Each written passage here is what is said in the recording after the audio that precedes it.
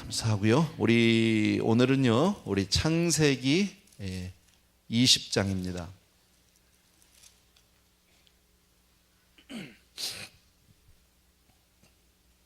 창세기 20장 1절부터 아마 21장 7절까지 우리가 갈 것 같아요. 아브라함의 이야기가 이제 거의 맞춰 갑니다. 1절부터 3절 우리 먼저 같이 읽겠습니다. 시작. 아브라함이 거기서 남방으로 이사하여 가데스와 술 사이 그랄에 우거하며 그 안에 사라를 자기 누이라 하였으므로 그랄 왕 아비멜렉이 보내어 사라를 취하였더니 그 밤에 하나님이 아비멜렉에게 현몽하시고 그에게 이르시되 내가 취한 이 여인을 인하여 내가 죽으리니 그가 남의 아내임이니라. 아멘. 먼저 여기서 1절에서 보게 되면 아브라함이 거기서 남방으로 이사했다. 바로 얼마 전에 바로 전장에 보게 되면 소돔과 고모라의 멸망 사건이 나오게 됩니다. 아브라함은 멀리서 정말 마므레 상수리 숲을 근처에서 멀리서 그 소돔 땅을 보면서 불바다가 되는 정말 그 화려했던 그 도시가 땅이 정말 하나님의 그 진노하심으로 말미암아 하나님의 심판으로 말미암아 완전히 멸망당하는 모습을 멀리서 바라보게 됩니다. 연기가 막 피어오르는 모습을 보았겠죠. 그리고 또 조카 롯은 정말 구사일생으로 아브라함의 그 중보기도로 말미암아 거기서 이제 빠져나오긴 했지만 자기 딸들과의 어떤 이 동침으로 인해서 아들을 낳는 그런 사건들, 그런 와중에 아브라함은 오늘 보니까 남방으로 이사했다. 그래서 가데스와 술 사이 그랄에 우거했다. 이런 생각을 해봤습니다. 이렇게 막 소돔 땅이 막 심판받고 불바다가 되고 뭐 그 사이에 또 아들들 낳고 그 롯은 뭐 그런 와중에 또 아브라함은 이사를 하는 아브라함의 삶은 그냥 또 계속되어지고 있다. 어쩌면 우리 사는 모습하고 비슷한 것 같아요. 아무리 우리가 살아가면서 어려운 일을 닥쳐도 우리는 살아갈 수밖에 없는, 멈출 수 없는, 그죠? 우리는 인생을 한번 이 땅에 태어나고 나면 그 다음에 멈춰지지 않고 계속되는 것처럼 아브라함의 인생도 지금 뭐 불행이 있든지 간에 조카 롯의 가정이 그렇게 되든지 소돔이 불바다가 되든지 아브라함은 또 여전히 자기 갈 길로 갈 수밖에 없는 게 인생이다. 인생은 멈추는 시간이 없는 것 같아요. 그 시간 가운데 한번 지나간 시간을 우리가 회복할 수 없고 다시 돌이킬 수 없겠지만 정말 매 시간을 우리는 세월을 아끼고 때를 아끼는 그런 지혜를 배워야 할 줄로 믿습니다. 자, 그런데 오늘 여기 보니까 아브라함이 여기 어디서 많이 보던 이야기입니다. 그죠? 그가 처음 하나님에게 부름을 받고 그리고 자기 고향 땅을 떠나오면서 애굽으로 갔을 때 자기 아내를 자기 누이라고 하고 또 그 애굽 왕에게 바로에게 빼앗겼던 그런 사건, 아주 흡사한 거의 똑같은 일이 벌어지고 있다. 근데 지금 이때는 아브라함의 나이가 거의 100세예요. 지금 이때는요. 수십 년이 흘렀어요. 적어도 25년, 어쩌면 한 30년 정도 흘렀을지도 몰라요. 그렇게 긴 시간이 흘렀고 아브라함이 나이도 많이 먹었는데 똑같은 잘못을 그대로 저지르고 있다라는. 인간은 다 누구든지 다 이런 약점이 있습니다. 잘 고쳐지지 않는 약점. 저도 마찬가지고 여러분도 마찬가지고 다 우리 각자에게 세월이 가도 나이가 들어도 세상이 변해도 고쳐지지 않는 나만의 문제를, 나만의 약점을 다 가지고 있다. 또 하나 여기서 볼 수 있는 게 뭐예요? 아브라함의 나이가 많이 들었어요. 그죠? 근데 나이가 들어도 그렇게 달라지지 않아요. 사람이 나이가 들면서 변할 수 있으면 참 좋은데 세월은 많이 지나도 사람은 그렇게 달라지지 않더라. 오히려 어떤 경우에는 나이가 들면서 더 욕심이 많아지는 경우들이 많습니다. 나이가 들수록 더 추해지는 모습들도 간혹 볼 수 있고요. 노욕이라는 말 여러분 들어보셨어요? 아세요? 노욕? 나이가 들면서 생기는 그 욕심이 더 무섭다. 젊었을 때 욕심 정도하고는 비교가 되지 않습니다. 특별히 우리 어르신들 많이 계시는데 이 노욕에 대해서 정말 주의하셔야 됩니다. 잘못하면 인생의 마침을 잘 못할 수도 얼마든지 있습니다. 오늘 본문하고는 그렇게 관계는 없는데 노욕에 대해서 제가 조금 이렇게 그 자료를 좀 찾다 보니까 한 글이 있었어요. 김영석 교수님이 쓴 글인데 제가 조금만 여러분들에게 그냥 그 글을 소개해 드릴게요. 다 읽어 드릴 수는 없고 너무 많으니까 중간부터 제가 읽어 드리도록 할게요. 네. 죄송합니다. 어디부터 읽어야 되려나 모르겠네.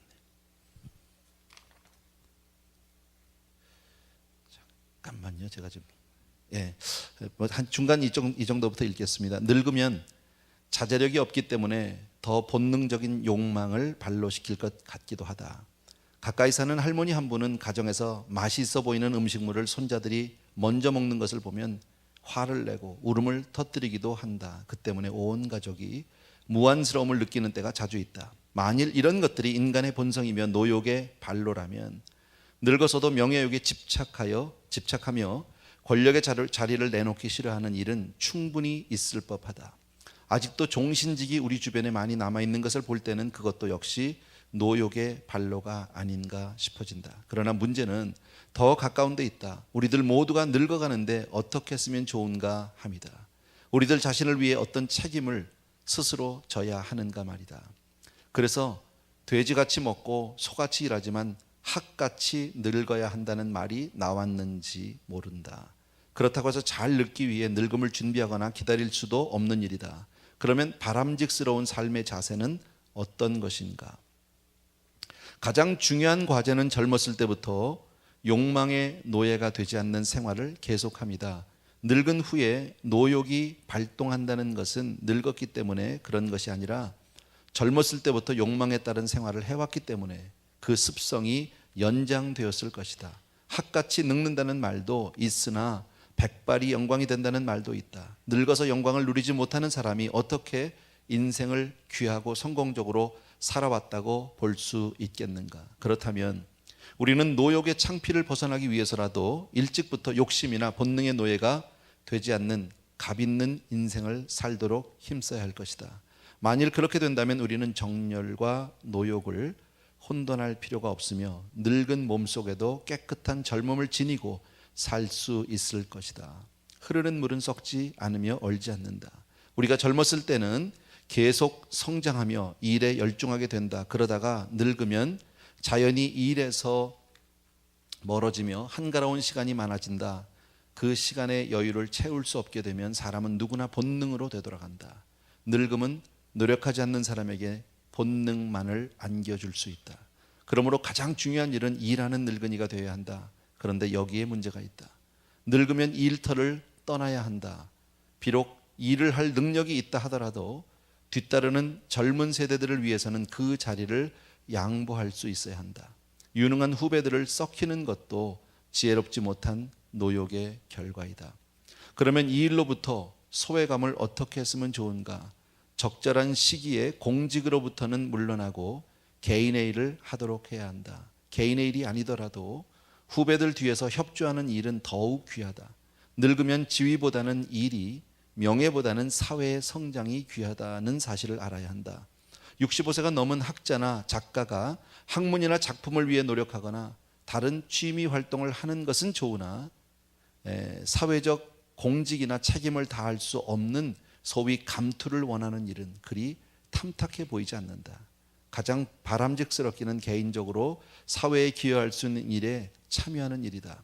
그렇게 일하는 노인들은 행복하며 백발이 영광스러워진다. 그렇다고 해서 간디나 슈바이처 같은 이들의 노력이나 사도 바울 같은 정열과 사명감을 좋지 않게 보지는 않는다. 문제는 80이 되었을 때 간디가 수상이 된다든지 늙은 슈바이처가 보건상이 되었다든지 사도 바울이 늙어서 교구장이 되었다면 문제는 달라질 수 있다는 뜻이다. 옛날부터 우리는 늙은 사람을 할아버지라고 부른다. 가족 중심의 생활을 해온 전통에서 나온 통칭일 것이다. 할아버지가 되었다는 것은 아들, 딸들과 손자들이 있다는 뜻이다. 그리고 자녀손들을 사랑하는데 그 책임이 있다. 그 뜻은 사회적으로도 큰 다름이 없을 것 같다. 후배들과 젊은 세대를 진심으로 사랑하고 위해주는 노인들이 된다면 그들은 직장과 사회에서 존경받는 노년기를 맞게 될 것이다. 참다운 사랑과 위함은 욕심을 제거해 준다 뿐만 아니라 더 많은 것을 자녀손들에게 주고 싶어 하는 것이 할아버지의 심정이다. 그렇다면 노년기의 사람들은 진심으로 후배와 젊은이들을 위해서 생각하고 판단하며 그들을 도울 수 있어야 한다. 그것이 사랑 있는 사회의 모습이며 우리는 그 속에서 삶의 의미와 즐거움을 발견하게 된다. 한 교수가 있었다. 같은 분야를 전공하는 아들에게 양보하기 위해 자신의 교수직을 떠난 일이 있었다. 그러나 아들이 아닌 경우에는 어떻게 하겠는가? 후배들의 강사 시간까지도 빼앗아 가지려는 선배 교수들이 없지 않다. 그 교수가 만일 후배 교수를 아들과 같이 대할 수 있었다면 존경을 받았을 것이다. 그래서 사람들은 늙을수록 대인관계를 선하고 아름답게 지녀야 하며 늙었기 때문에 양보와 사랑과 위함이 더 높아져야 한다. 인생은 경쟁이라고 한다. 그러나 나이 들면 자신의 욕심을 위한 경쟁이 아니라 사회적 이익과 성장을 위해 누가 더 값 있는 일을 하는가 하는 경쟁도 생각할 수 있어야 한다. 조금 길게 말씀드렸지만 나이가 들어가면서 필요한 이야기 같아서 조금 소개를 해드렸습니다. 사실 오늘 본문의 내용과는 사실 그렇게 큰 관계가 있지는 않습니다. 근데 저는 아직은 조금 제게 시간이 있는지 몰라도 항상 이 생각을 하고 있습니다. 왜냐하면 제게 이 아름다운 마무리를 보여준 그렇게 삶의 모델들이 많지 않았어요. 그렇게 많지 않더라고요. 젊었을 때는 큰 소리 치다가도 막상 그 나이가 되고 은퇴할 나이가 되면 그 자리를 연연하고 떠나지 못하는 많은 모습들, 또 조금은 부끄럽기도 하고 안타깝기도 하고 그런 모습들을 많이 보았을 때 과연 전에도 그런 말씀드렸죠. 제가 이렇게 착륙을 잘하는 분이 쉽지 않더라고요. 물론 뜨는 것도 어려워요. 이륙하는 것도 쉽지 않은 문제. 그런데 인생을 잘 착륙할 수 있는 것도 너무너무 귀중하다. 착륙이 안 돼서 어떻게 해서는 착륙하지 않고 계속 나르려고 하다가 결국은 추락하는 경우들도 왕왕 있었습니다. 그래서 오늘 이런 생각을 조금 해봤는데 어쨌든 인간은 오늘 이 본문으로 다시 돌아가면 사람은 나이가 든다고 해서 그렇게 달라지지 않는 것 같아요. 아브라함에게 있어서 그동안에 우리는 불과 성경으로 책으로 본다면 몇 페이지 안 되는 일이지만 그러나 그의 인생에서 가장 황금기 같은 수십 년을 그렇게 하나님과 동행했고 수많은 그동안의 사건들이 있었고 그동안에 많은 깨달음도 있었을 텐데 결국 인생 노년에 가서 다시 한번 무너지고 마는 똑같은 죄를 다시 범할 수밖에 없는 이런 모습들이 어쩌면 우리네 인생의 모습일지도 모른다라는. 우리가 잘 알잖아요. 내 스스로가 우리가 그동안에 수십 년 신앙생활을 해오고 수년간을 신앙생활을 해오면서 내가 얼마나 달라졌는가라는 겁니다. 나이가 들었습니다. 그죠? 지위가 달라졌습니다. 어쩌면 세상이 나를 바라보는 나라는 인생은 조금 예전보다는 조금 성숙해 보이는지도 모르겠습니다. 그런데 정말 내가 내 스스로에게 물어본다면 내가 그렇게 성숙했느냐는 거예요. 내가 그렇게 철이 들었느냐는 거예요. 사실은 아니거든요. 철들은 척하는 경우가 훨씬 더 많더라라는 겁니다. 예레미야서 13장 23절에 보게 되면 이런 말씀이 있어요. 구스인이 그 피부를, 여기서 구스인은 요즘으로 말하면 아프리카 사람입니다. 이디오피아. 구스인이 그 피부를, 표범이 그 반점을 변할 수 있느뇨? 할 수 있을진데 악에 익숙한 너희도 선을 행할 수 있으리라. 뭐예요? 사람 잘 안 변한다는 거예요. 여러분, 우리도 많은 관계 속에서 이렇게 살아보지만 사람이 그렇게 많이 달라지지 않아요. 저도 참 이 사역을 하면서 많은 동역자들을 함께 모셔보기도 하고 동역도 해보는데 어떨 경우에는 좀 앞으로 같이 이제 훈련하면서 변하면서 이렇게 같이 동역해야지 했는데 참 아픈 그런 경험이 많았습니다. 실패한 경험도 참 많았습니다.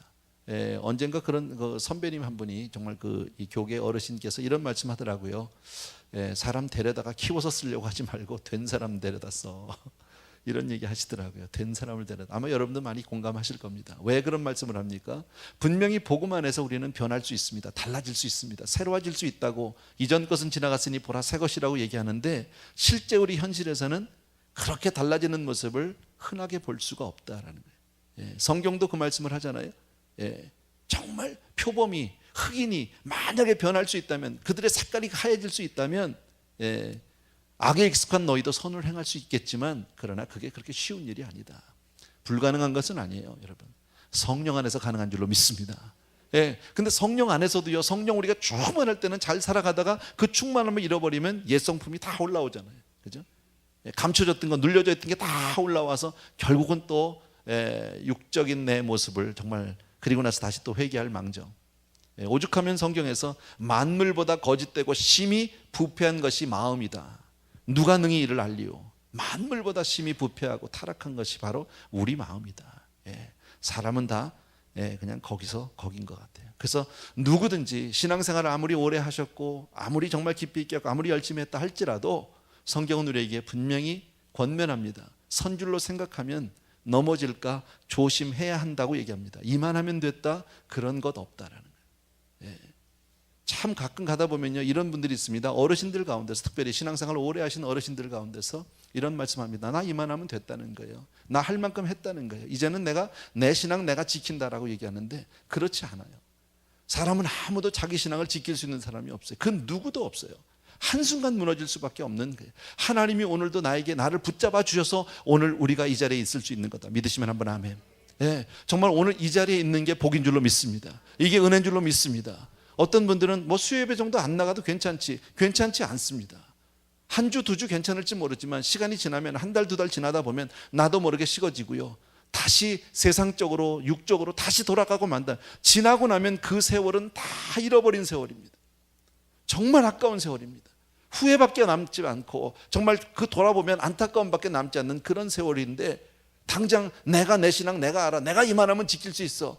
물론 주일날 한번 와가지고 두세 시간 교회 잘해야 2시간 있는 교회 안에서 있는 시간에는 그렇게 살 수 있을지 모릅니다. 그 시간은요. 그러나 나머지 일주일 동안에 그 두세 시간을 제외한 나머지 시간은 어떡합니까?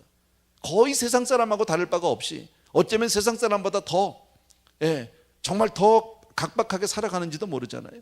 우린 그렇게 살아서는 안 된다라는 거예요. 누구도 내 스스로를 지킬 수 없다는 것 꼭 기억해 주시기 바랍니다. 오늘 아브라함이 그것을 우리에게 너무너무 잘 보여주고 있어요. 나이가 지금 99세입니다 사실은요. 99살이 돼도 사람은 변하지 않더라는 거죠. 일평생 자기 본토 친척 고향집을 떠나서 그리고 하나님 한 분 바라보고 지금 믿음의 걸음을 걸어온 사람, 수십 년을 그렇게 하나님 한 분을 바라보고 산다고 하는 그가 신앙생활이죠. 어쩌면요, 우리와 마찬가지인 거죠. 99세가 됐는데 아무것도 달라진 게 없다. 예전에 했던 죄 똑같이 짓고 있더라라는 겁니다, 여러분. 그러나 절망할 일은 아니라고 제가 말씀드렸죠. 변할 수 있어요. 언제요? 성령 안에서 가능해요.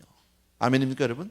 그래서 우리가 성령 충만을 잃지 않도록 애를 써야 하는 거예요. 항상 주의 은혜 가운데 우리가 살기 위해서 정말 노력해야 하는 거예요. 하나님에게서 그 은혜의 끈에서 떨어지지 않도록 하나님 앞에 몸부림치고 늘 하나님 앞에 은혜를 구해야 할 줄로 믿습니다. 자, 그런데 참 감사한 게 있어요. 3절에 아까 보셨죠? 자, 2절까지는 뭡니까? 자기 아내를 또 빼앗깁니다. 자기 누이라고 그렇게 해서 자기 아내를 또 두 번째 빼앗기는 모습이 나옵니다. 자, 그런데 3절에 보니까 그 밤에 하나님이 아비멜렉에게 현몽하셨습니다. 아비멜렉이라고 하는 그 왕에게 하나님이 꿈으로 나타나 주셨다라는 거죠. 그리고 극적으로 그 아내를 구출해 주는 거죠. 아브라함의 가정을 지켜주시는 거죠. 근데 우리가 이것을 보면서 참 하나님의 속을 알다가도 모르겠다는, 하나님의 속을요. 그죠? 물론 감사한 일이에요. 하나님이 정말 라이트 타임에 나타나 주셨어요. 근데 하나님이 아브라함에게 한마디도 꾸짖는 말씀이 나오지 않아요. 하나님은 여전한 사랑으로 아브라함을 사랑하고 있다는 거예요. 그 부족하고 실망스러운데 하나님은 아브라함을 지키시고 돌보시는 줄로 믿습니다.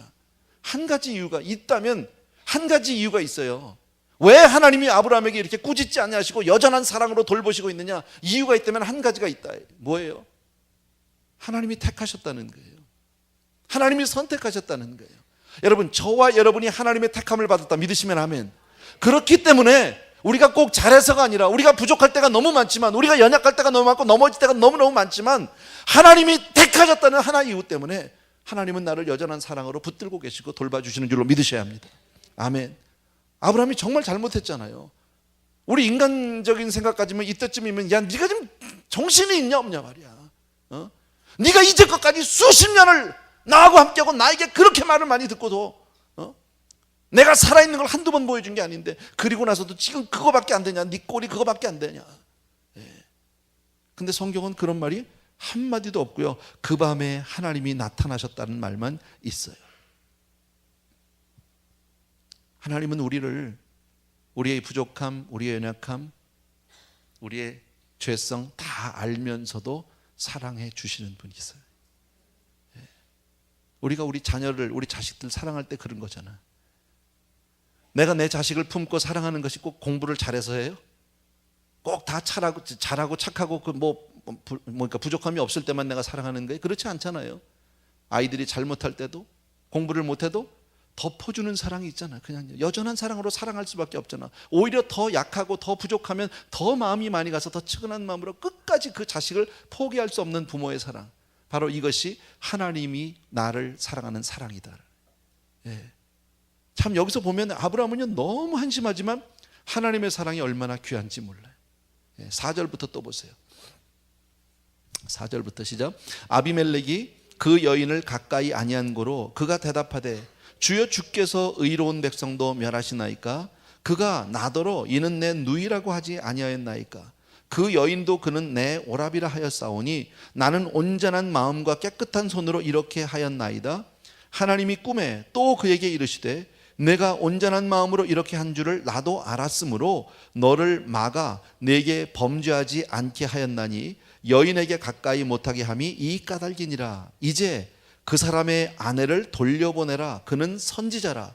그가 너를 위하여 기도하리니 내가 살려니와 내가 돌려보내지 않으면 너와 내게 속한 자가 다 정령 죽을 줄 알지니라. 사실요 아비멜렉 입장을 생각해 보면 날벼락이에요. 억울하잖아요. 그죠? 생각해 봐. 입장을 바꿔놓고 생각해 봐요. 이건요. 누가 유부녀인 줄 알았냐고. 저들끼리 와가지고 누이라고 그러고 오랩이라고 그러고 그래서 데리고 왔는데 왜 나한테 나타나서 난리야 도대체. 하나님 앞에 지금 죽을 뻔했어요. 지금요. 누구 때문에? 아브라함 때문에. 아브라함 때문에 죽을 뻔했던 사람이에요. 지금 이 사람은요. 아브라함과 사라가 거짓말을 해서 누가 죽을 뻔했어요? 아비멜렉이 죽을 뻔했어요. 우리가 거짓말하면요 딴 사람 죽을지도 몰라요. 진짜로. 사실 아비멜렉은 억울한 사람이에요. 제가 볼 때는요. 억울해요. 잘못한 게 없는데요 뭐. 그런데 하나님이 누구 편이야? 누구 편? 아브라함 편이야. 이게 이상한 거라니까요. 여러분 우리는 하나님 아브라함하고 너무 우리는 가깝기 때문에 그냥 늘 이게 이해가 되는데 제3자의 입장에서 객관적으로 보면요 하나님이 너무 편애하는 거예요. 이거는 사실은요. 그래도 참 고마운 게 하나님이 우리 편이라 고맙지. 아멘? 사실 공평한 건 아니에요. 제가 볼 때는요. 근데 하나님은 아브라함 편이야. 아브라함이 잘못한 거예요. 근데 아브라함이 나타나서 하는 말이 뭐예요? 너 사라 돌려보내라는 거예요. 그렇지 않으면 너 죽인다는 거죠. 너와 내 집을 내가 다 죽이겠다는 거예요. 네가 사라를 잘 손대지 않고 잘 돌려보내야 네가 살겠다는 거예요. 그리고 더 나가서 뭐예요? 아브라함한테 기도받아야 산다고 그러잖아요. 누구한테 기도를 받아? 야 이거 열받을 일 아니야? 나를 속인 놈이 누군데? 내가 누구 때문에 지금 오늘 이 고생을 하는데? 근데 그 아브라함한테 기도받지 않으면 성경에 오늘 그렇잖아요. 7절에 이제 그 사람의 아내를 돌려보내라. 그는 선지자라. 그가 너를 위하여 기도하리니 내가 살려니와 내가 돌려보내지 않으면 너와 내게 속한 자가 다 정령 죽을지니라. 이걸 아비멜렉 입장에서 보면 너무 속상한 일이야. 이건요 이건 말이 안 돼요. 나는 억울하다고 막 나와서 얘기해야 되는데 참 놀라운 게 뭐냐면 8절 보십시오. 제가 좀 읽을게요.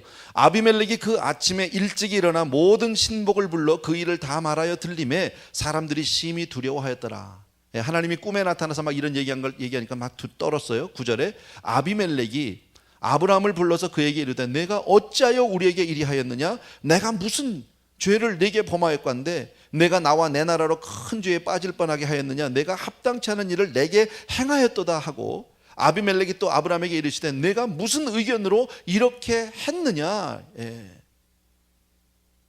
지금 아비멜렉이 지금 여기서 얘기해 보면 아브라함에 대해서 원망하는 말이 있어요, 없어요?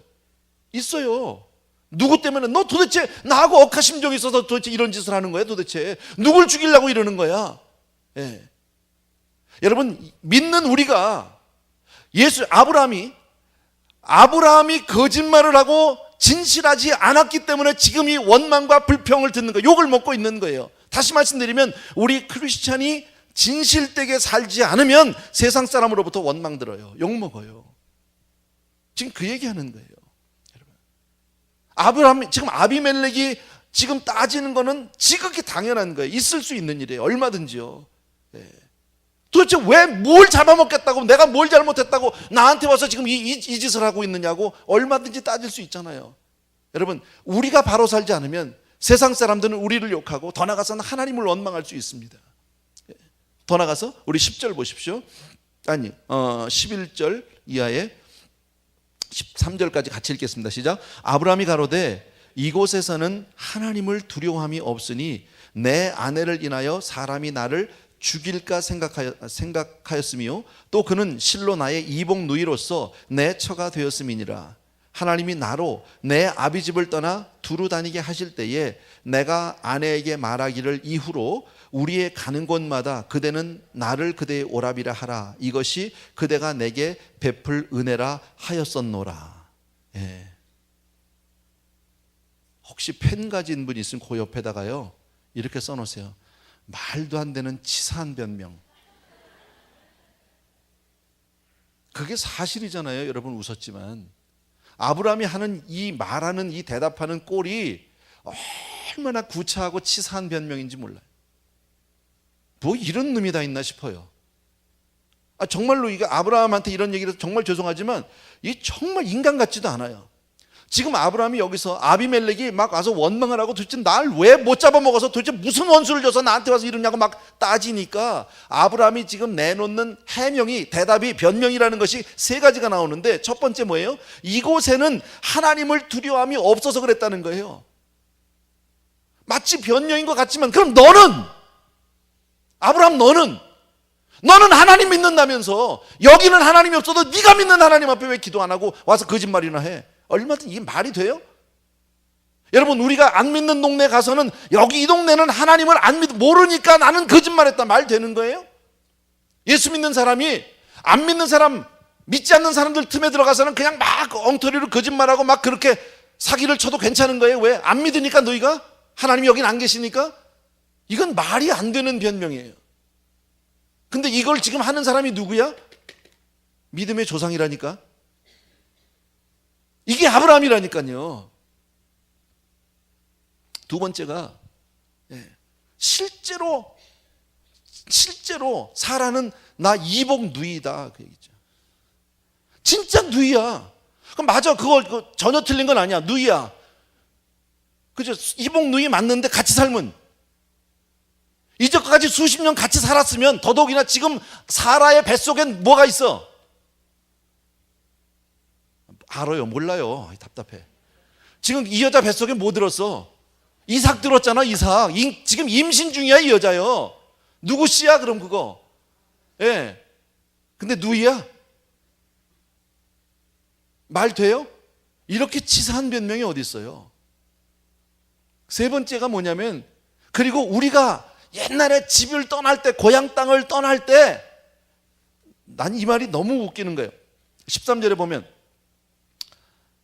하나님이 나로 내 아비 집을 떠나서 두루 다니게 하실 때에 내가 아내에게 말하기를 이후로는, 이제부터는 우리가 가는 곳마다 그대는 나를 그대의 오라비라 하라. 이것이 그대가 내게 베풀리라. 네가 정말 나를 사랑한다면 앞으로는 너는 내 오래비가, 나는 네 오래비고 너는 내 누이 동생, 우리 밖에 나가서 그렇게 사는 거야? 쳐 죽일 놈이지.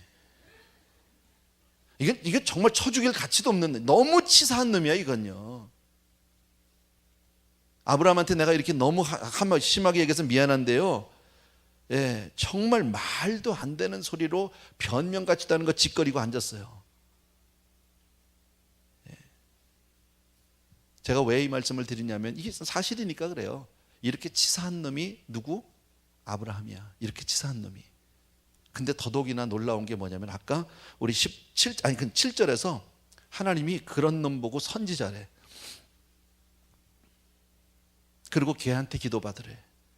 그래야 네가 산대. 나는 이거를 이렇게 보면서요, 사실 처음에 얘기한 내가 설교 준비를 하려고 이렇게 보는데 똑같은 얘기더라고. 옛날에 초기에 애굽에 가서 자기 와이프 뭐 누이라고 그러고 뭐 하여튼 똑같은 스토리잖아요. 지금요 뭐 다른 게 하나도 없어요. 또 하나님이 쫙 나타나서 딱 구해주시고 뭐 exactly 똑같아. 근데 다른 게 있다면 요거야. 저 기도받으려는 거하고 선지자라는 얘기가 좀 달라. 내용 중에 하나님이 왜 이런 놈을 가지고, 더더욱이나 이거는 내가 하나님이면 처음에 애굽에서 와이프를 누이라고 했던 것보다 지금 죄질이 훨씬 나빠. 안 그래요? 그때보다 지금 수십 년이 지난 다음에 지금 또 이렇게 살면 이건 정말 죄질이 나쁜 놈이야. 이놈은요 아주 이건 이제 정말 내가 너를 선택한 게 잘못이다. 내가 후회한다. 내가 너 같은 놈을 내가 너를 믿었던 게 내가 정말 일생일대 내가 뭐 이렇게 나가야 되는 게 맞는 거 아니야? 근데 하나님이 그를 선지자라고 얘기한다는 거예요. 나 이거 보면서요, 설교 제목으로는 뭐라고 할까 그러다가 답이 나왔어. 하나님은 내 편. 이유가 없더라고. 하나님이 내 편이시더라고. 이유는 내가 너를 택했다는 거예요. 한 번 잘못 택해가지고 영원히 책임져 주시는 분. 하나님은 어쩌면 실수일지 몰라도 우리는 복받은 거야. 요 동네만 그런가 봐. 이 동네는 다 거룩한 분들만 사나 봐. 우리가 그런 사람이잖아요. 우리가 너무 부족하잖아. 내가 내 자신에게 실망할 때가 얼마나 많습니까? 내가 내 모습을 보고 정말 나 혼자서 정말 부끄러워할 때가 얼마나 많습니까? 그러나 하나님은 나를 택하셨다는 그 한 가지 이유 때문에 하나님은 나를 영원히 책임지시고 붙들어 주시고 내 편이 되어 주시는 분인 줄로 믿습니다. 아멘. 하나님이 그런 아브라함을 택해서 사라를 택하셔서 그리고 믿음을 열어주셨어요. 믿음을 막 누워주셨어요. 그냥요. 여러분, 우리 인간이 착하고 충성스러워서 하나님 앞에 너무 신실해서? 아니요. 인간은 너무 더럽고 치사해. 아주 메스꺼. 그게 우리 인간이야. 근데 하나님의 그 사랑하심과 하나님의 신실하심과 하나님의 선하심 때문에, 하나님의 정말 그 변치 않으심 때문에 오늘날 우리가 믿음의 길에 서 있게 되는 줄로 믿습니다. 여러분, 그래서 하나님은 우리를 끝까지 버리시지 않을 거예요. 하나님은 영원토록 나를 놓지 않으실 거예요. 하나님은 마침내 하나님의 열심으로 우리를 믿음의 승리자로 만들어 주실 줄로 믿습니다. 그래서 내게 소망 있는 것은 나 자신이 아니라 변해가는 내 모습을 보고 내가 이만큼 신앙생활하고 내가 목사쯤 되니까 그래도 내가 할 수 있다가 아니라 나는 아닌 거예요. 오죽하면 바울이 뭐라고요? 나는 죄인 중에 괴수라고. 그 고백은 바울의 사역 말기에 나왔던 얘기지 초기에 나온 얘기가 아니에요. 바울이 한참 하나님께 충성을 하고 그 모진 매를 맞고 고생을 하고 그렇게 복음 전하는 사도로 살면서 마지막에 내놓으니까 나는 죄인 중에 괴수라는 거예요. 나의 나된 모습을 보니까. 오죽하면 나의 나된 것은 하나님의 은혜라. 믿어지시면 아멘. 그게 우리예요. 할 말이 없더라고. 아무 말이 없더라고. 여러분, 우리가 뭘 자랑할 수 있어요? 우리가 뭘 내놓을 수 있어요? 내가 목사라고요? 내가 장로라고요? 내가 권사라고요? 뭘 내놓을 게 있어요? 내가 이만큼 살았다고요? 내가 그래도 남 부끄럽지가 살았다고요? 천만의 말씀이요. 언젠가 김광신 목사님 예전에 그랬어요. 우리가 살아가다 보면 남들에게 욕을 먹을 때도 있고 오해를 받을 때도 있는데 그래요. 오해 받을 때 감사하라고 그러더라고요. 그래도 그 사람이 그 정도로만 오해해 줬으니까 내가 다행이지, 나의 실상을 알았으면요 그 정도겠냐고. 어때요? 우리가 오해해서 살아가다가 오해를 받는 부분이 있어도 그건 나의 일부분이잖아요. 극히 작은 부분이잖아. 정말 내 인생을 까뒤집어 놨다면, 하나님이 보듯이 나 까뒤집어 놨다면 여기 서 있을 사람이 누가 있어? 이 자리에 있을 수 있는 사람이 누가 있어요? 우리 서로 얼굴 볼 수 있겠어요? 앞으로요? 영원토록 우리는 얼굴 못 봅니다. 나 뜨거워서 다시는 우리 이 세상에 나타날 수 없는 사람들입니다. 그런 나를 하나님의 사랑으로, 하나님의 택하심으로, 하나님의 붙들어 주심으로 나를 붙들고 계신 하나님이 위대한 거지 나는 아닌 거예요. 나는 그 하나님을 찬양합니다. 나는 그 하나님이 정말 너무 좀 감사하더라고. 우리는 정말 아니야. 인생은요 이렇게 나이 먹고 가도요 일평생 하나님의 믿음으로 살겠다고 뭐 아브라함처럼 살아도 별로 변하지 않아. 그놈이야 여러분. 우리 성도님들 잘 알잖아요. 여러분의 남편이 여러분의 아내가 얼마나 달라졌어요. 뭐 얼마나 변했어요. 수십 년을 살아왔는데 새 사람 되든가요? 그 사람이 그 사람 아니야? 오늘은 좀 달라질까, 금년은 좀 달라질까 해봐도 그 사람이 좀 달라지는 척하다 도로 또 나오잖아요. 한순간 무너져 버리잖아요. 다 쏟아버리잖아요. 여러분, 그래도 하나님이 나를 택하신 그 한 가지 때문에, 하나님이 나에게 은혜를 주셨다는 그 한 가지 때문에 하나님이 나를 영원히 함께 해주시고 책임져 주시는 줄로 믿습니다. 14절, 15절, 16절입니다. 같이 읽습니다. 시작. 아비멜렉이 양과 소와 노비를 취하여 아브라함에게 주고 그 안에 사라도 그에게 돌려보내고 아브라함에게 이르되 내 땅이 내 앞에 있으니 너 보기에 좋은 대로 거하라 하고 사라에게 이르되 내가 은 1000개를 내 오라비에게 주어서 그것으로 너와 함께한 여러 사람 앞에서 내 수치를 풀게 하였노니 내 일이 다 선이 해결되었느니라. 하여튼 아비멜렉이 무지하게 줬어요. 또 아브라함은 참 이런 거 보면 제복이 있는 사람 같아. 뭐 물질이 붙어 보면요, 이 사람이 가는 데마다 잘못은 지가 해놓고 나서도 또 붙어요. 근데 아비멜렉이 난 이해가 안 돼. 이렇게 지금요, 자, 하룻밤 여자 좀 데려다가 좀 잘 살아보려고, 잘 사는 것도 어쨌든 하룻밤 좀 즐겨보려고 데려갔다가 손끝도 못 대고, 그놈 때문에 누가 유부녀인지 알고 데려왔냐고. 내가 뭐 일부러 데려온 것도 아니고 아니라고 그래서 데려왔다가 사실 아브라함은 그놈 때문에 그놈들이 거짓말해가지고 내가 지금 이 곤욕을 치르고 밤새도록 고생을 했는데 꿈속에서 이런 꿈 꾸고 나면 이 꿈자리가 얼마나 나쁘겠어, 기분이. 그잖아요. 얼마나 무섭겠으면요, 그 다음날 아침에 자기 신복들을 다 불러가지고 얘기했더니 다 덜덜덜덜 떨었다고 성경이 얘기하잖아요. 남의 꿈 듣고 다 떨었다는 거예요. 굉장한 사건이에요, 이건요. 자, 그런데 이 아비멜렉의 속이 어떨까요, 지금요? 아브라함을 바라보는 아비멜렉의 속이 너무 좋다? 너무 감사하다? 겉으로 표현은 못해서 속으로는 쳐 죽이고 싶지 않겠어요? 이게 지금 무슨 상을 베풀고 뭐 이 소도 주고 양도 주고 은을 1000개를, 이게 지금 그럴 수 있는 상황이에요? 벌을 내려도 시원찮은 상황이죠. 감히 어느 안전이라고, 그러고선 뭐 곤장을 쳐도 어마어마하게 쳐야 될 상황 아닙니까? 근데 그것도 모자라서 엄청나게 주면서, 야, 이걸로 네가 정말 명예회복이 됐으면 좋겠다, 네 자존심을 내가 건드리지 않으면 좋겠다, 이래가면서 막 은 1000개를 내가 네 남편 줬으니까 마음 풀어라 뭐 이러면서 보낸단 말이지. 이게 가능할 것 같으세요? 여러분 같으면 이렇게 남한테 사기당하고 열받고 지금 내가 말할 수 없이 내가 속이 상한데 뒤집어지는데 거기다 헌금도 왕창 해? 가능해? 가능한 사람만 아멘.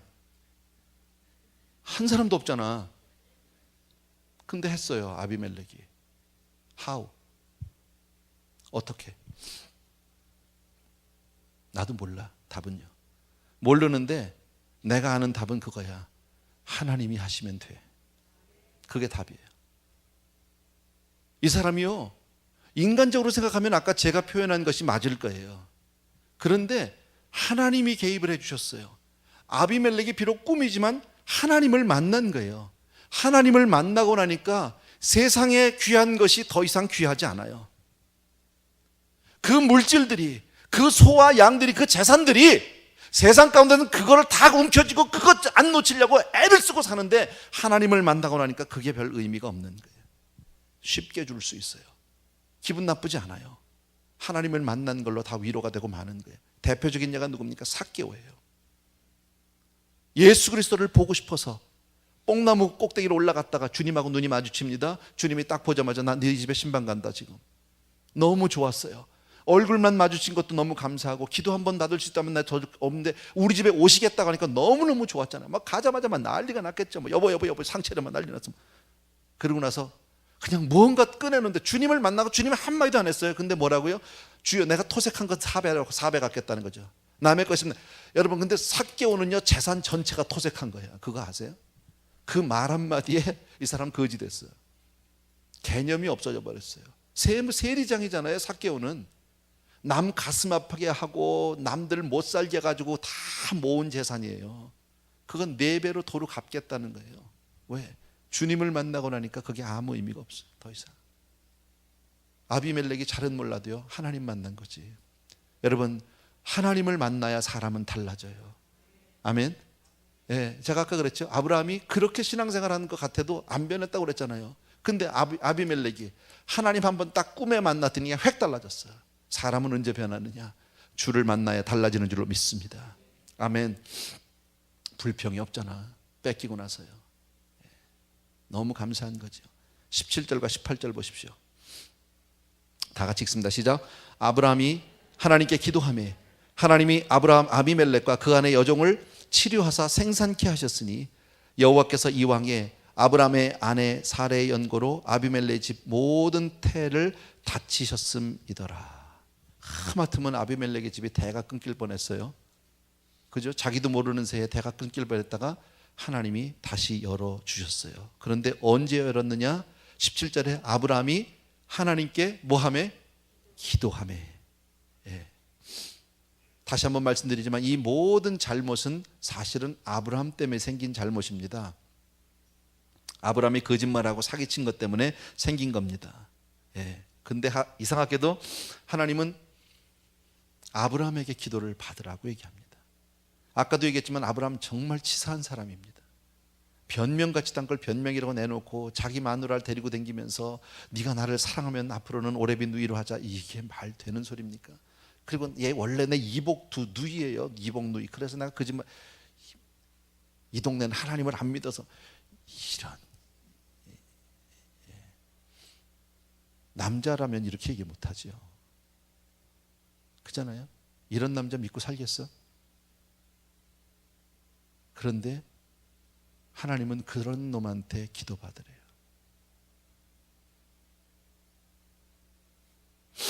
이해가 잘 안 되죠?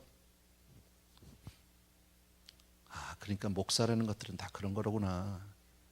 그거예요? 지금 그런 얘기 하려고 그러는 거예요, 제가? 여러분, 중요한 게 있어요, 여기요. 왜 하나님은 아브라함에게 기도를 받으라고 하셨을까? 아비멜렉에게. 당신이 택했기 때문이에요. 이유는요, 내가 택했기 때문에 그를 통해서 내가 응답하겠다는 거예요. 그게 하나님이 우리에게 주신 영적인 축복이고 권세예요. 나는 부족한 사람이에요. 여러분, 목사는 그렇게 대단한 사람들이 아니에요. 여러분이 볼 때 어쩌면 여러분보다 훨씬 부족하고 연약한 사람일지도 몰라요. 그런데 한 가지 이유 때문에 하나님이 우리를 쓰시는 거예요. 내가 너를 택했고 세웠다는 거예요. 여러분보다 나아서가 아니라, 여러분보다 나아서 난 여기 서 있는 게 아니에요. 나는 항상 이런 생각을 합니다. 여러분이 저보다 훨씬 낫습니다. 제가 자주 하는 얘기잖아요. 여러분, 저는 세상 일과 신앙을 두 가지를 맡기면 둘 다 못할 사람이기 때문에 한 가지만 맡겼어요. 신앙만. 여러분들은 둘 다 감당할 수 있어서 세상 일도 하면서 하나님을 섬길 수 있는 두 가지를 다 할 수 있는, 저보다 어쩌면 갑절의 능력을 가진 분일 것 같아요. 그러니까 다 여러분은 지금 앉아있고 저만 서 있잖아요. 잘 맞는 해석인지 난 모르지만 나는 그렇게 생각하고 살아요. 어쨌든요. 그럼에도 불구하고 하나님은 저를 통해서, 우리 장로님들 권사님 중에도 저보다 훨씬 더 기도의 영이 강하신 분들도 많이 있을 겁니다. 저보다 훨씬 더 능력이 있고 하나님의 환상을 보고 음성을 듣는 분이 계실지도 모릅니다. 그러나 우리 교회 안에 있으면 no matter what, 저를 통해서 복을 받지 않으면 못 받습니다. 그게 하나님의 권위라는 거예요. 하나님의 택하심이라는 거예요. 여러분, 아무리 아브라함같이 치사하고 별 볼 일 없고 인간 같지도 않고 정말 남자 같지 않은 이런 놈이라 할지라도 하나님은 그를 통해서 내가 너희 집을 축복하겠다는 거예요. 여러분, 사무엘서를 보게 되면 엘리 제사장 여러분 기억하십니까? 한나가 와서 그렇게 몸부림치며 기도하는데 술 취한 년이라고, 죄송합니다, 제가 이런 사람입니다. 술 취한 여자라고 그렇게 얘기했던 제사장, 기도하는 성도를 술 취한 여자로 보는 그 목사는 제대로 된 목사야 뭐야 도대체? 그잖아요. 오죽 답답하면 하나님이 밤에 사무엘을 부르는데, 예? 사무엘이 쫓아와서 혹시 못 들었어? 목사님 저 찾으셨어요? 아니다. 찾으셔서 3번 물어봤더니 하나님이 너 부르시나 보다. 그리고 자기 자빠져 자. 그 목사 맞아? 정말 하나님이 사무엘을 불렀다는 걸 자기가 믿었다면, 야야 무슨 소리냐, 어디냐, 같이 가자 말이야. 내가 더 매달려서, 아버지 이게 웬일입니까? 어떻게 얘한테 얘기를 하십니까? 내가 아니고만. 이러고 나가. 이게 정상 아니야, 목사라면요? 에이, 하나님도 찾나 보다, 난 찬다. 그게 엘리야. 교인이 와서 기도하는 게 술 취한 여자를 보는 사람이 엘리 제사장이에요. 그런데 그런 엘리 제사장 기도받고 한나는 애 낳았어요. 하나님이 태문을 열어주셨어요. 축복하셨어요. 뭐가 대단해서요, 엘리가. 지 새끼도 제대로 못 키워가지고 그 패륜 아들을 만든 그 제사장인데, 아들들 어떤 놈들인지 우리 다 알잖아요. 그런데도 하나님이 왜 그를 사용하셨느냐? 내가 택했다는 이유가 한 가지 때문에, 다른 이유가 없어요. 아브라함이 대단해서가 아니라 아브라함을 세우시고 아브라함을 사용하시는 하나님이 대단한 거고요. 아멘입니까 여러분? 여러분, 그래서 항상요, 여러분이 목사를 통해서 기도를 받든 축복을 받든 no matter what 받든지 간에 목사를 보지 마시고 세우신 하나님을 보셔야 합니다. 인간은 다 빼버리고 아무것도 아닙니다. 아무것도 아닙니다. 정말 부족하다 할지라도, 어떨 때는 정말 아니라고 생각해도, 혹시 누가 강사가 왔는데 정말 은혜가 안 돼, 그래도요 하나님이 그를 세웠기 때문에 그가 오늘 하는 얘기가 하나님의 말씀이야. 그렇게 믿어야 돼.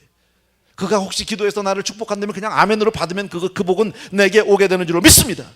우리가 아무리 부족하고 아무리 치사하고 아무리 연약하고 아무리 타락한 사람이라 할지라도 우리는 하나님의 은혜를 받은 자이기 때문에 우리가 기도할 때 사람들이 복을 받습니다. 내가 기도할 때 하나님이 응답하실 줄로 믿습니다. 여러분들에게 그 권세가 있는 줄로 믿습니다. 목사 한 사람이 아니라 우리에게 그 권세를 주셨다는 거. 왜? 너는 내 것이라고 내가 지명하여 너를 불렀으니까. 믿으시면 한번 아멘. 그게 우리가 받은 복이에요. 감사하잖아 여러분. 나를 어쩌다고 하나님이 나를 택해 주셨는데 그것만 생각해도 너무너무 감사할 일 아니야? 가슴 터질 일 아니야? 한 게 아무것도 없는데. 그 다음 장 갑시다. 21장 1절 같이 읽습니다. 시작. 여호와께서 그 말씀대로 사라를 권고하셨고 여호와께서 그 말씀대로 사라에게 행하셨으므로. 예. 이 1절 말씀에 여러분, 사라 대신에 여러분의 이름을 넣어서 한번 읽어보세요. 각자 이름을 넣어서 같이 한번 읽습니다. 시작. 여호와께서 그 말씀대로 홍주를 권고하셨고 여호와께서 그 말씀대로 홍주에게 행하셨으므로. 예. 내 이름 넣어도 전혀 지장 없어요. 하나님이 그 말씀대로 여러분, 말씀대로라는 말이 두 번이 나옵니다. 한 절에서. 그 2절을 보게 되면 또 하나님이 말씀하신 기한에 또 나옵니다.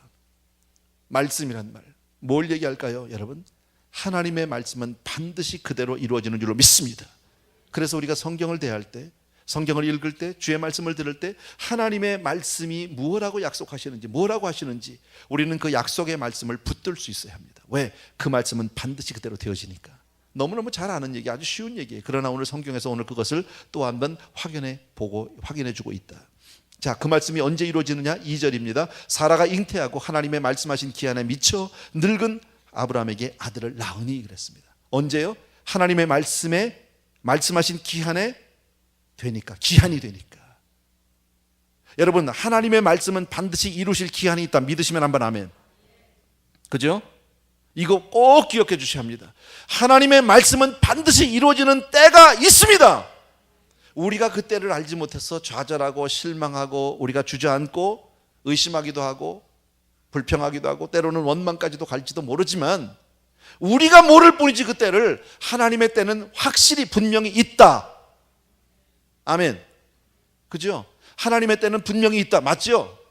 우리가 그것을 믿으면, 하나님의 반드시 그 말씀이 이루어지는 때가 있음을 내가 분명히 믿으면 우리는 살아가면서 낙심하지 않아요. 좌절하지 않아요. 기다릴 뿐이에요. 믿음으로 기다리고 있으면 되는 거. 왜? 그 기한이 되면 이루어지니까. 나하고 관계없어요. 내가 얼만큼 노력하느냐에 관계가 있는 게 아니라 하나님의 때가 있어서 그 말씀의 때는 반드시 때가 되면 되는 거예요. 여러분, 어떤 형태라도 하나님의 약속의 말씀은 반드시 이루어지는 줄로 믿습니다. 예, 우리가 그 믿음을 가져야 할 줄로 믿습니다. 흔들리지 마십시오. 여러분, 하나님이 내게 주신 말씀이 있다면 현실 앞에 좌절하지 마시고 하나님을 의심하지 마시고 하나님은 반드시 그 말씀을 이루실 줄로 믿으셔야 합니다. 아멘. 3절부터 5절입니다. 같이 읽습니다. 시작. 아브라함이 그 낳은 아들 곧 사라가 자기에게 낳은 아들을 이름하여 이삭이라 하였고 그 아들 이삭이 난 지 8일 만에 그가 하나님의 명대로 할례를 행하였더라. 아브라함이 그 아들 이삭을 낳을 때에 100세라 그랬습니다. 예.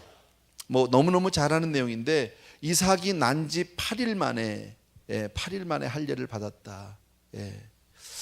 자, 약속의 자녀로서 이삭은 그저 하나님이 아브라함의 집에 주신 약속의 말씀, 그 약속의 말씀이 오랜 시간은 걸렸지만 다시 또 1년 전에 와서 내가 내년 이맘때에 내게 아들이 있으리니 이름을 이삭이라 하라, 그 말씀을 이미 주셨잖아요. 자, 그 약속이 지금 이루어진 거지요. 그 약속의 자녀이기 때문에 8일 만에 말씀대로 할례를 받는 겁니다. 왜? 하나님의 말씀의 할례는 8일 만에 받으라고 되어 있으니까. 그렇다면 저와 여러분이 하나님의 약속을 품고 있는 약속의 자녀라면, 내가 약속의 사람이라면 우리는 무엇을 따라 살아야 합니까? 말씀 따라 살아야 하는 거죠. 당연한 거죠. 그게 우리의 삶의 강령입니다. 나는 오늘도 하나님의 말씀을 따라 살아야 될 이유가 있다. 왜? 나는 약속의 사람이기 때문에 그렇습니다. 우리가 세상 사람과 같을 수 없는 이유는 나는 약속의 사람이기 때문에 그렇다라는 거예요. 반드시 우리는 하나님의 말씀대로, 하나님의 명대로 살아야 할 줄로 믿습니다. 6절과 7절 읽고 마칩니다. 다 같이 시작. 사라가 가로되 하나님이 나로 웃게 하시니 듣는 자가 다 나와 함께 웃으리로다. 또 가로되 사라가 자식들을 젖먹이겠다고 누가 아브라함에게 말하였으리요마는 아브라함 노경에 내가 아들을 낳았도다 하니라. 하나님은 이삭을 통해서 사라에게 웃음을 주셨어요. 사라는 어쩌면 참 슬픈 여인이에요. 왜? 상처가 많아요. 아이를 낳지 못했고 하갈이 오히려 아이를 먼저 남으로 인해서 많은 구박을 받았어요. 구박하지 않고 멸시하지 않고 조롱하지 않아도 이미 혼자서 가슴에 멍들 대로 멍들 수밖에 없는 사라인데 조롱도 받았잖아요. 멸시도 받았잖아요. 너무너무 힘들었어요. 마음 가운데 그거 누가 위로해줘도 해결되지. 우리 한나가 얘기하고 있잖아요. 자기 남편이 자기를 갑절로 사랑을 해주고 용돈도 더블로 주고 헌금도 더블로 줘도 그걸로 위로가 안 됐다고 성경이 말씀하잖아요. 분인나가 애 낳은 것 때문에 너무너무 힘들어했던 한나예요. 사라도 마찬가지죠. 그렇게 상처가 많은 여자입니다. 그렇게 아픈 여자입니다. 그런데 이제 이삭을 낳고 나니까 모든 상처, 열등감 한 번에 해결됐어요. 그리고 기쁨이 있는 거예요. 그리고 막 웃었다고 얘기합니다. 여러분, 사라가 웃었다는 것은 하나님을 직접 경험했기 때문입니다. 남의 얘기가 아니라, 남편이 만난 하나님이 아니라 내 몸을 통해서 하나님을 직접 경험하고 나니까 웃게 되었어요. 세상에 뭐 그렇게 애 낳는 사람이 한둘입니까? 꼭 그것 때문일까요? 아니요. 여러분, 신앙생활 가운데 여러분 왜 기쁨이 없습니까? 왜 내 삶 가운데 힘이 없습니까? 의욕이 안 생깁니까? 내가 예수 그리스도를 개인적으로 체험한 경험이 없기 때문입니다. 신앙생활에요, 예수를 개인적으로 경험하면 기쁜 신앙생활이 될 수 있어요. 하나님은 나에게 기쁨을 주시는 자 믿으시면 한번 아멘. 남들은 기쁘다고 하는데 나는 교회 생활하면서 나는 오랫동안 그렇게 내가 교회를 다니고 신앙생활 했는데 기쁘지 않다. 왜요? 하나님을 만난 적이 없으니까, 주님을 경험한 적이 없으니까. 그게 정답이에요. 여러분, 주님을 경험하면, 내가 그 주님을 내가 직접 체험하면 내 인생은 그 순간에 행복 시작이에요. 믿습니까 여러분? 7절에 이런 얘기를 하죠. 사라가 자식들을 젖먹이겠다고 누가 아브라함에게, 내가 이 나이에 무슨 사라가 자식들에게 젖먹일 줄을 누가 알았겠느냐는 거예요. 이게 예수 그리스도를 직접 몸으로 경험한 사람의 고백이에요. 예수를 경험하고 나니까 세상에 내가 목사가 될 줄 누가 알았어. 그게 내 고백이에요. 내가 목사가 될 줄을, 내가 예수를 이렇게 믿을 줄을 상상을 못할 일이에요. 이거는요. 여러분은 어떠세요? 나만 그래요? 여러분에게도 그런 고백이 있습니까? 뭐 많잖아요 여기요. 그잖아요. 주님을 못 만났으면 지금 지집사님이 여기 와서 앉아있을 뿐이에요? 맞잖아. 그죠? 뭐 저분만 그래? 다 그렇죠? 뭐 유집사님은 안 그래요? 가만히 생각해 봐. 이게 있을 수 있는 일이냐고요. 방금 얘기한 두 분 집사님은요, 저보다 교회를 더 많이 와요. 이처럼 우리가 하나님을 만나면 놀라운 일이 생겨요. 변화가 생겨요. 여러분, 신앙생활은 머리로 하는 게 아닙니다. 생각으로 하는 게 아닙니다. 관념이 아닙니다. 삶 가운데 그 하나님을 만날 때 정말 우리의 복된 신앙생활이 시작되는 줄로 믿습니다. 그 하나님을 사모하게 되길 주의 이름으로 축원합니다. 아멘. 주님께 모든 감사와 찬송과 영광과 존귀를 드립니다. 하나님, 오늘도 나의 나된 것 정말 주님의 은혜요, 주님의 택하신 은혜입니다. 사랑하는 아버지, 우리가 무엇이간데 정말 이렇게 연약하고 이렇게 못나고 이렇게 비겁하고 정말 이렇게 더러울 수밖에 없는 우리의 인생을 하나님이 일방적으로 사랑하시고 택정해 주셔서 이런 큰 사랑으로 우리를 오늘도 붙들어 주시고 지키시고 하나님 인도해 주십니까? 아버지, 늘 그 주의 사랑에 감격 감사하는 우리가 되게 하시고 우리같이 부족하고 우리같이 연약한 들을 통해서 하나님 기도를 받으시겠다고, 그 기도를 이루어 주시겠다고, 세상에 나가서 담대하게 살라고, 축복하며 살라고, 선포하며 살라고 하나님 오늘 말씀을 통해서 또 한 번 주신 것 진심으로 감사하고, 사랑하는 아버지, 정말 우리네 인생길이 정말 인생의 자랑이 수고와 슬픔밖에 없다고 했지만 주를 만난 인생에게 기쁨을 주시는 주님을 찬양합니다. 아버지 하나님, 주를 경험한 인생에게 정말 새로운 삶이 열리는 것을 경험합니다. 내가 내 삶을 이해할 수 없어서 내가 무엇이간데 어떻게 내가 이런 사람이 되었는지, 어떻게 내가 이런 복을 받았는지 하나님, 내 스스로 기뻐하고 감격하고 변하다는 그런 삶을 오늘 보여주신 것 진심으로 감사하고, 우리 사랑하는 성도님들 한 분 한 분 정말 주님과의 아름다운 교제와 만남 경험 하나님 허락하여 주셔서 주 앞에 가는 그날까지 믿음의 걸음, 승리의 걸음, 찬양의 걸음 되게 하여 주시옵소서.